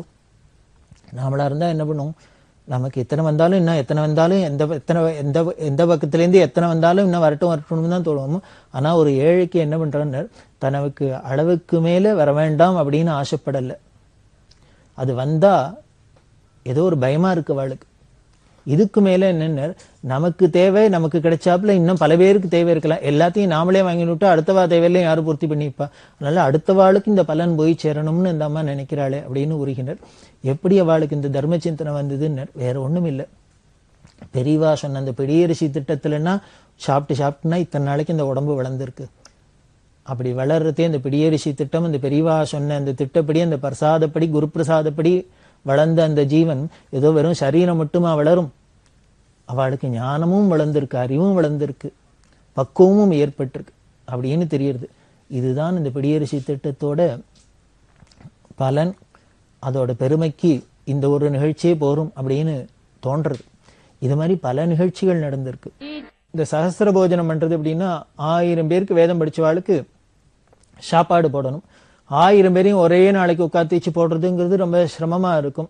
முதல்ல அத்தனை பேர் கிடைக்கவும் மாட்டா, கிடைச்சாலும் நமக்கு உட்காந்து வச்சு போட்டு எடுத்து எல்லாம் பண்றது சிரமமா இருக்கும். அதனால என்ன பண்ணுவா, தினம் கொஞ்சம் கொஞ்சம் பேருக்கா போட்டு, அது எத்தனை நாள், இப்போ தினம் 10 பேருக்கா அப்படின்னா 100 நாளைக்கு போடுறது, தினம் 100 பேர் வந்தாள்னா 10 நாளைக்கு போடுறது, இது மாதிரிலாம் பண்ணிட்டு வருவா. அந்த மடத்திலேயே பண்ணணும்னு ஆசைப்பட்டு இப்படி நடந்துட்டு வந்துட்டு இருக்கு. மடத்து மேனேஜர்கிட்ட சொல்லி இந்த பொறுப்பை ஒப்படைச்சிருந்தா, இந்த மேனேஜர் என்ன பண்ண, நாளைக்கு யாரெல்லாம் இந்த சஹஸ்ர போஜனத்தில் போய் சாப்பிடணுமோ அவளெல்லாம் முத நாளே இவர் சொல்லி ஏற்பாடு பண்ணிவிடுவார். என்ன அன்னைக்கு காலத்தால் போய் சொல்ல முடியாது, முத நாளே நாளைக்கு இங்கே வந்துருங்க அப்படின்னு சொல்லுவா. இந்த சஹஸ்ர போஜனத்தில் சாப்பிடணும் அப்படின்னா அதுக்கு பெரிய கண்டிஷன்லாம் இருக்கு. ஆச்சார அனுஷ்டானம் இருக்கணும், நியமம் இருக்கணும், அவளுக்கு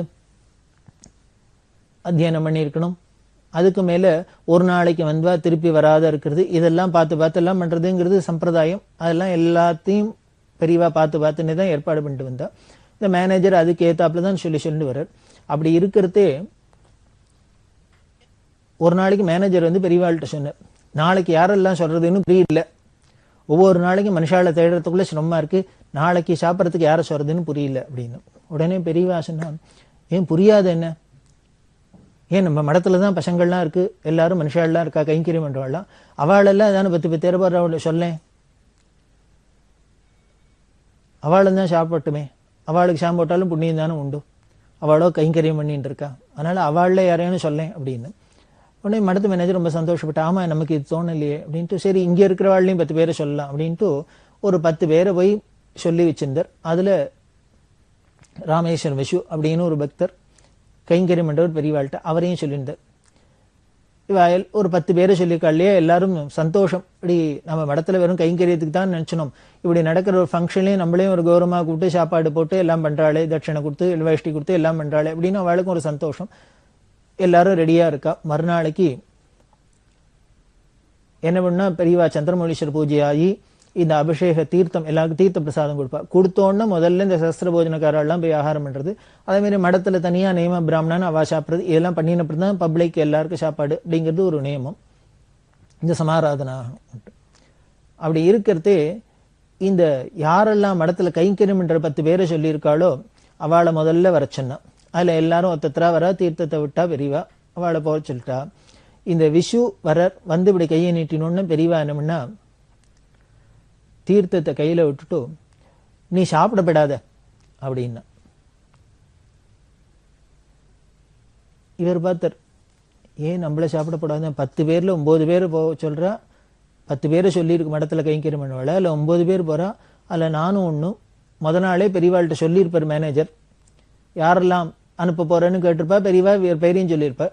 அப்படி சொல்லியிருந்தா நான் போக வேண்டான்னு தான் பெரியவா முத நாளே சொல்றதே, அப்படியே விஷுவை சாப்பிட சொல்லாத, அவன் இங்க காரியம் இருக்கட்டும் அப்படின்னு சொல்லியிருக்கலாம். அப்படி இல்லாத பெரியவா அப்ப சரின்னு சொல்லிவிட்டு இப்ப சாப்பிட போற சமயத்துல கையில தீர்த்த தொட்டு நீ போய் சாப்பிட உட்காந்து விடாது அப்படின்னு சொன்னா என்ன எதுன்னு ஒரு காரணம் புரியல. காரணம் புரியாதோட இல்லை, எல்லாரும் வரைக்கும் பெரியவா நீ போய் சாப்பிட உட்காந்து விடாது அப்படின்னு சொன்னது ஒரு மாதிரி ரோசமாவும் இருந்தது, சங்கோஜமா இருந்தது, அழுக வந்துடுத்து. அந்தண்டு போயிட்டார். உடனே பெரியவா என்ன பண்ணா கூப்பிட்டா, நான் உன்னை சாப்பிட போதேன்னு தான் சொன்னேன், நீ சாப்பாட்டு கட்டுக்கு போய் எல்லாருக்கும் பரமாறிய மாதிரி தீர்த்தம் கொடுத்து எல்லாம் பரமாறி கைங்கரியம் பண்ணு அப்படின்னு விட்டா. அவர் போயிட்டார். விஷு அங்க சமயக்கட்டுக்கு போய் கைங்கரியம் பண்ண போயிட்டார். அவருக்கு மனசு ஒரே போராட்டமா இருக்கு. நம்மள சாப்பிடாதுன்னு சொன்னதோட இல்லை, எல்லாருக்கும் சாதம் போட்டு கைங்கரியம் பண்ணுன்னு வேற சொல்லிட்டாளே பெரியவா அப்படின்னு. பெரியவா சொன்ன ஆணையை மீற முடியாது. அவர் பாட்டுக்கு ஏதோ கைங்கரியெல்லாம் பண்ணிட்டு வந்தார். அதெல்லாம் முடிஞ்சப்புறம் உட்காந்து சாப்பிடலாம் இல்லையோ, என்னமோ மனசு ரொம்ப தாபமா இருந்தது. ஏன் பெரியவா நம்மள சாப்பிட போகக்கூடாதுன்னு சொன்னா, நமக்கு யோகிதை இல்லையா, நாமவே அந்த சாஸ்திர போஜனத்துல கலந்துக்கப்படாதா, அதுக்கு உண்டான குவாலிஃபிகேஷன் நமக்கு இல்லையா, ஏன் இப்படி பெரியவா நம்மள வேண்டான்னு சொல்லிட்டா அப்படின்ட்டு மனசு வருத்தப்பட்டு சாப்பாடு. அதுக்கப்புறம் இவர் போய் சாப்பிடல, மனசு வருத்தப்பட்டு ஒரு ஓரமா உட்காந்து அழுதுன்னு இருக்கு. பெரியவா முள்ள அந்த பக்கமா வந்தா. வந்தோன்னு ரொம்ப அழுதுட்டியோ அப்படின்னு. இது கேட்டோன்னு இன்னும் நமக்கு துக்கம் ஜாஸ்தி வருமே, அழ ஆரம்பிச்சு. பெரியவா உடனே அவர்கிட்ட சொல்றா, உட்காந்துக்கோ அப்படின்னு உட்காந்துச்சு. அவர்கிட்ட பேச ஆரம்பிச்சா. நான் உன்னை ஏன் சாப்பிட போக வேண்டாம்னு சொன்னேன் தெரியுமோ அப்படின்னு. தெரியாது. நீ எல்லாம் வருஷக்கணக்கா எங்கள்கிட்ட கைங்கரியம் பண்ணிட்டு இருக்க, அப்படி நீ எனக்கு பகல் பார்க்காத, பசிதாகம் பார்க்காத, சரீர சிரமம் பார்க்காத இத்தனை கைங்கரியம் பண்றீள், இப்படி எனக்கு கைங்கரியம் பண்ண நீங்கள்லாம் நன்னா இருக்கணும்னு நான் நினைக்க வேண்டாமா அப்படின்னு. இது கேட்டோன்னு அந்த பக்தருக்கு ஆச்சரியமா இருந்தது. என்ன பெரியவா கைங்கரியம் பண்றவா மட்டும்தான் நன்னா இருக்கணும்னு நினைக்கிறாளா என்ன, உலகத்துல உள்ள அண்டச்சராச்சர உள்ள அத்தனை ஜீவராசியும் நன்னா இருக்கணும்னு தானே அவ நினைச்சுட்டு இருக்கா. எப்பொழுதும் அவளுக்கு அனவரதமும் இதே சிந்தனையா தானே இருக்கு. அவ பண்ற ஒவ்வொரு காரியமும் ராப்பகலா பசிதாகம் பார்க்காத அத்தனை பண்ற காரியங்களும் அத்தனை ஜீவராசிகளும் நன்னா இருக்கணுங்கிறதுக்காக தானே பண்றா. அப்படி தியாகமே உருவான பெரியவா கைங்கரியம் பண்ற நீங்களாம் நன்னா இருக்கணும்னு நான் நினைக்க வேண்டாமான்னு கேட்டா, அது மனசு இன்னும் தாபமா இருந்தது. பெரியவா இப்படி பெரிய வார்த்தையெல்லாம் உபயோகப்படுத்துறாளேன்னு. உடனே பெரியவா சொல்றா, நீங்களாம் நன்னா இருக்கணும்னு நினைக்கிறதா எனக்கு, இப்படி நீங்க கைங்கரியம் பண்ற நீங்க க்ஷேமா இருக்கணுங்கிறதான் என்னோட ஆசை. உன்னை ஏன் சாப்பிட போக வேண்டாம்னு சொன்னேன்னா, இந்த சஹஸ்ர போஜனத்துல உட்காந்து சாப்பிடணும்னா சாஸ்திரங்கள்ல சில நேதி எல்லாம் சொல்லியிருக்கு. இப்படி எல்லாம் இருக்கணும், வேத அத்தியானம் பண்ணிக்கணும், அந்த பண்ணிக்கணும், இத்த பண்ணிக்கணும், அப்படி இருக்கணும், இப்படி இருக்கணும், இதெல்லாம் பல விஷயங்கள்லாம் சொல்லியிருக்கு.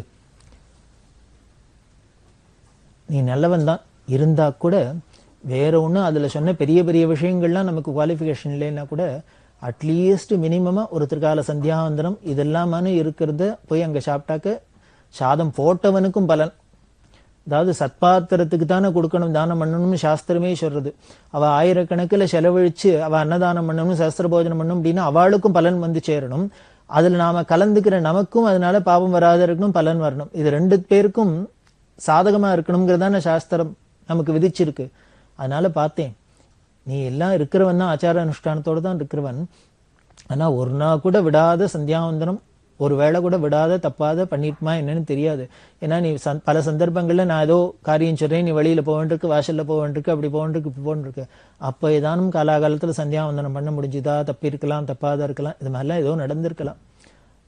அதைத்தான் பார்த்தேன். அதனால நம்மள அறியாத நம்ம ஏதானும் ஸ்லிப் ஆயிருந்தா கூட, தப்பு நடந்திருந்தா கூட, அதனால நமக்கும் ஒரு தோஷம் வந்து பண்றவாளுக்கும் ஒரு தோஷம் வராத இருக்கட்டுமேங்கிறதுக்காக தான் அந்த ரிஸ்க் எடுத்துக்க வேண்டாம், நீ போய் சாப்பிட வேண்டாம்னு உன்னை சொன்னேன்.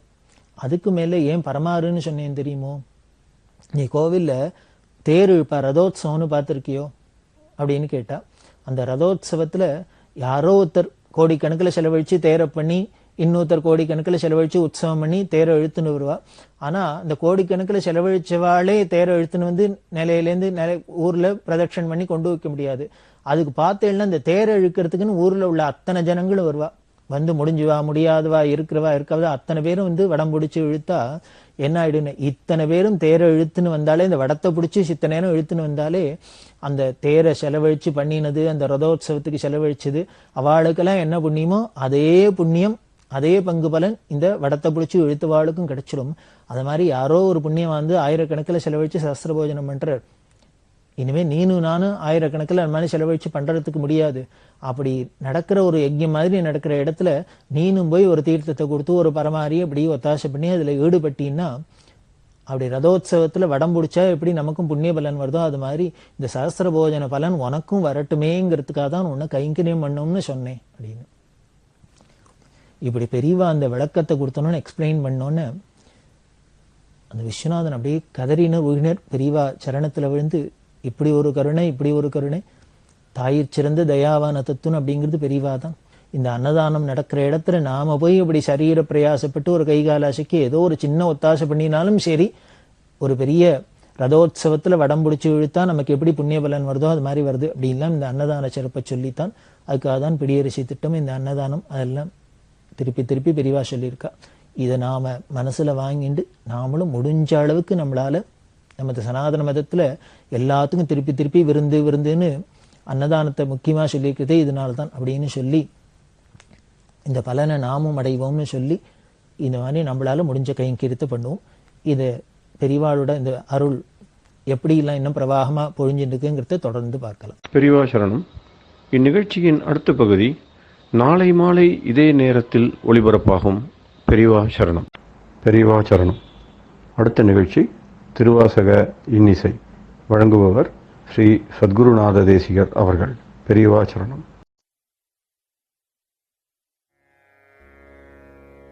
திருச்சிற்றம்பலம். எண்ணப்பதிகம். பாருருவாய பிறப்பு அறவேண்டும்,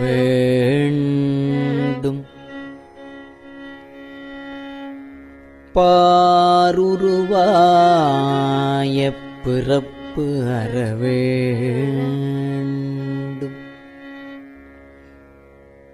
பத்திமையும் பெற வேண்டும்,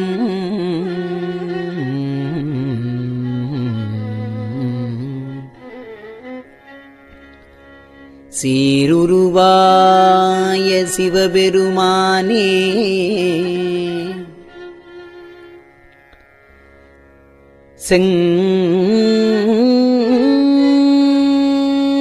செங்கமல மலரு போல்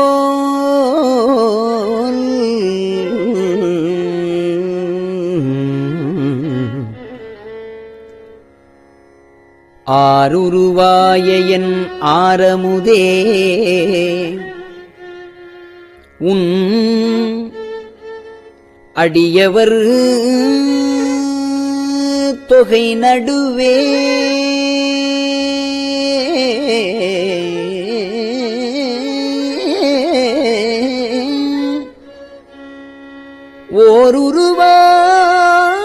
ஓருருவாயனின் திருவருள் காட்டி என்னையும் உய்யக் கொண்டு அருளே.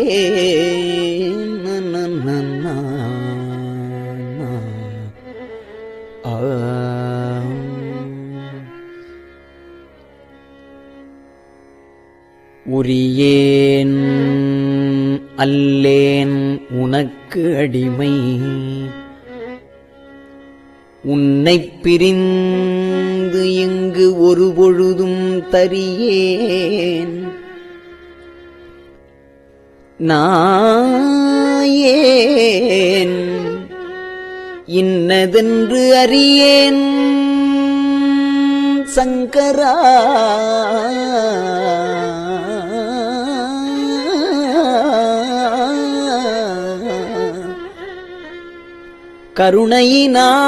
கருணையினால் பெரியோன் ஒருவன் கண்டுகொள் என்று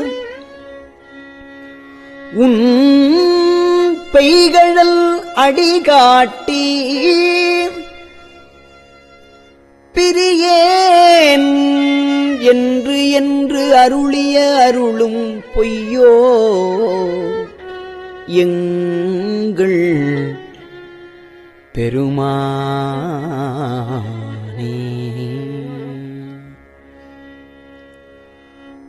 என்பே உருக நின்னருள் அளித்து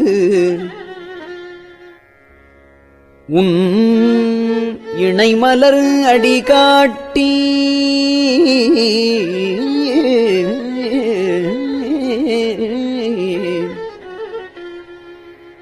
முன்பே என்னை ஆண்டு கொண்ட முனிவா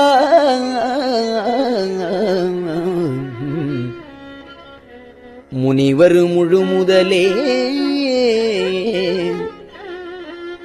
இன்பே அருளி எனை உருக்கி உயிர் உள்கின்ற எம்மானே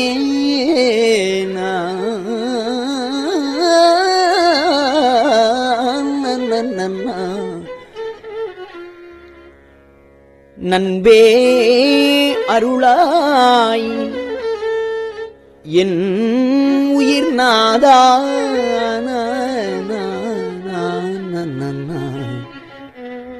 நன்பே அருளாய் என் உயிர் நாதா நின் அருள் நாணாமே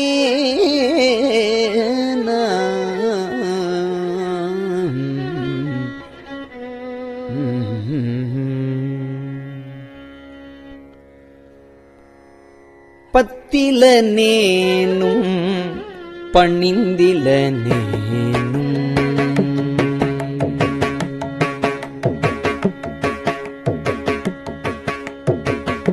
பத்தில நேனும் பணிந்தில நேனும் உன் உயர்ந்த பைங்கழல் காண பித்தில நேனும் பிதற்றில நேனும்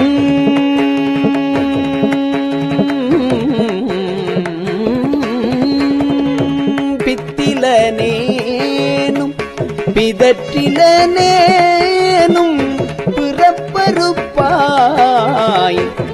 எம்பெருமானே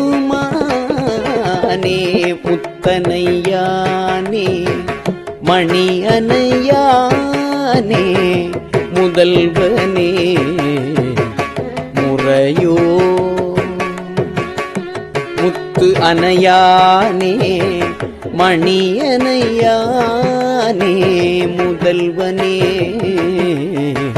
முறையோ என்று எத்தனையானும்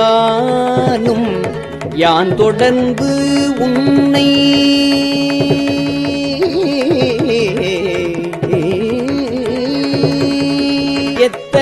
எத்தனையானும் யான் தொடர்ந்து உன்னை எத்தனையானும் யான் தொடர்ந்து உன்னை இனி பிரிந்து ஆற்றேனே இனி பிரிந்து ஆற்றேனே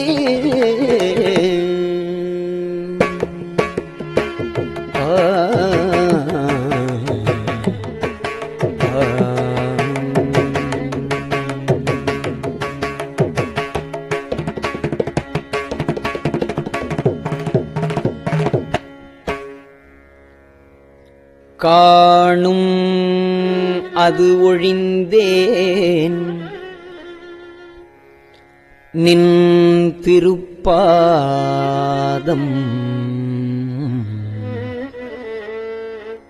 கண்டு கண்களி கூற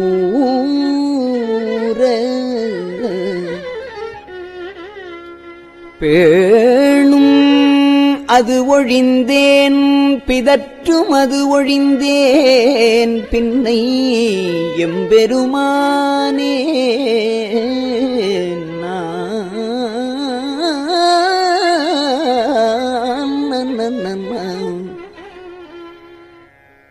தாணுவே அழிந்தேன் நின் நினைந்துருகும் தன்மை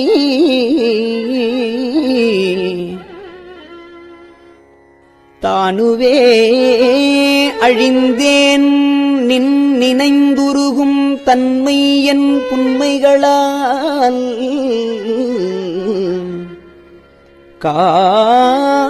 காணும் அது ஒழிந்தேன் நீ இனிவரினும் காணவும் நாணுவனே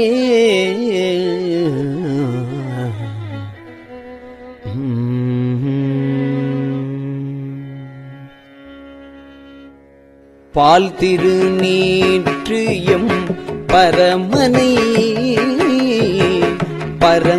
பரங்கருணையோடும் எதிர்ந்து பால் திருநீற்று எம் பரமனை பரங்கருணையோடும் எதிர்ந்து தோற்றிமெய்யடியார்க்கு அருள் துறை அளிக்கும் தோற்றிமெய்யடியார்க்கு அருள் துறை அளிக்கும் சோதியை நீதியிலே போற்றியன் அமுதே என நினைந்து ஏற்றி புகழ்ந்து அழைத்து அலறி என் உள்ளே ஆற்றுவனாக உடையவனே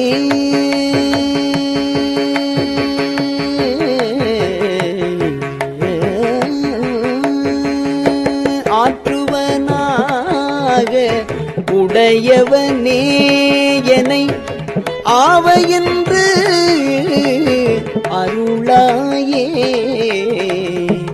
ஆற்றுவனாக உடையவனே எனை ஆவ என்று அருளாயே ஆவ என்று அருளாயே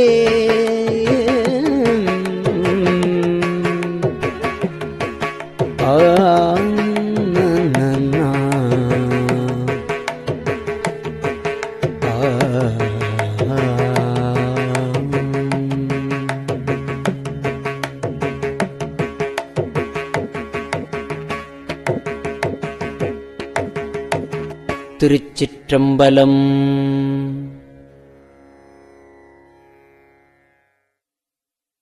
பெரியவா சரணம். இந்நிகழ்ச்சியின் அடுத்த பகுதி நாளை மாலை இதே நேரத்தில் ஒளிபரப்பாகும். பெரியவா சரணம். பெரியவா சரணம். பெரியவா வானொலியின் இன்றைய நிகழ்ச்சிகளின் நிறைவாக திருப்பொன்னூசல் வழங்குபவர் சத்குருநாத தேசிகர் அவர்கள். பெரியவா சரணம். திருச்சிற்றம்பலம். திருப்பொன்னூசல். சீரார் பவளம் கால் முத்தம் கயிறாக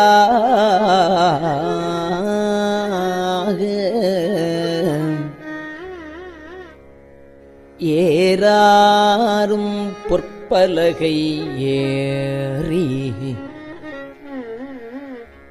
இனிதமர்ந்து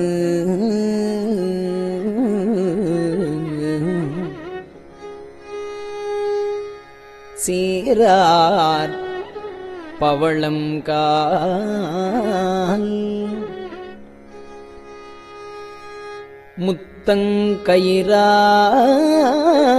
முத்தங்கயிறாக ஏறாரும் பொற்பலகை ஏறி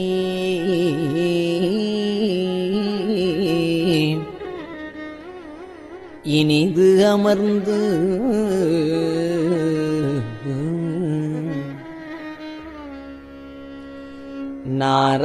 நாராயணன் அறியான் நான் மலர்த்தாள். நாராயணன் அறியான் நான் மலர்த்தாள். நாயடியேற்கு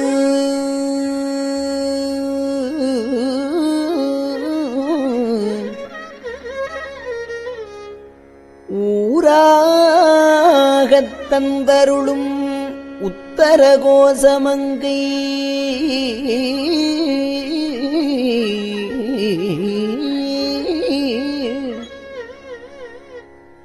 ஆறாமுதின்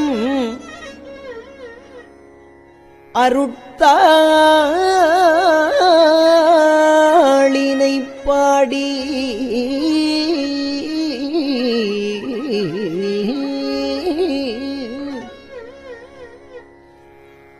உத்தர கோசமங்கை ஆறாமுதில்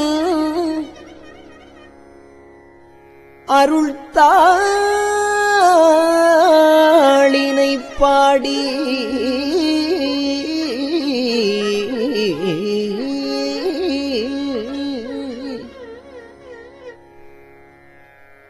போரார் வேர்க்கண்மடவீர் பொன்னூசல் ஆடாமோ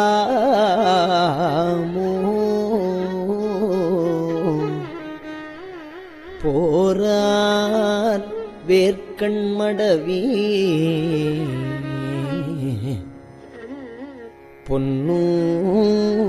பொன்னூசல் ஆடாமோ.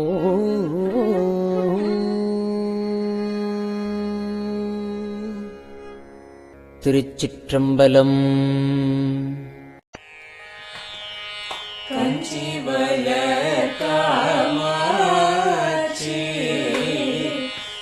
தங்குழந்தாள் சங்கரரே கஞ்சி வளர் காமாட்சி தங்குழந்தாள் சங்கரரே குரு சந்திரசேகரரே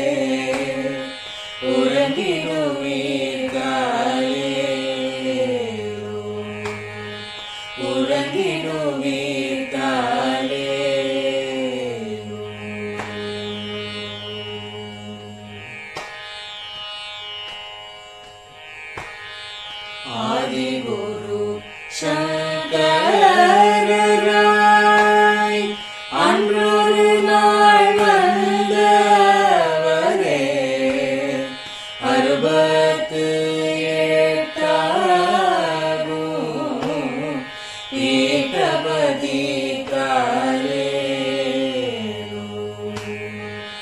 ஏழுலகும் பூப்பவரே காப்பவரே கரப்பவரே எல்லோர்க்கும் அருள்பவரே உறங்கிடுவீர்காலே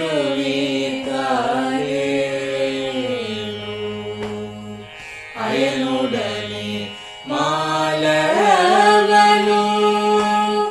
தேடிய பொற்பதத்தவரே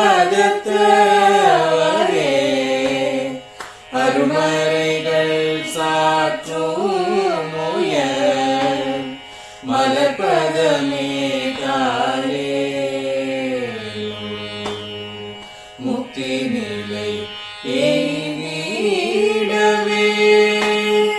சக்தி தரும் சத்குருவே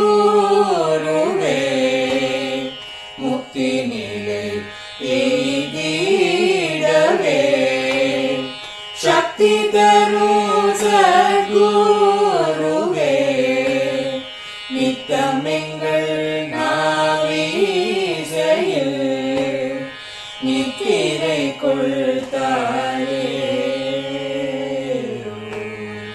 நித்தமெங்கள் நாவீசையில் நித்திரை கொள்தாயே நித்தமெங்கள் நாவீசையில் நித்திரை கொள்தாரே.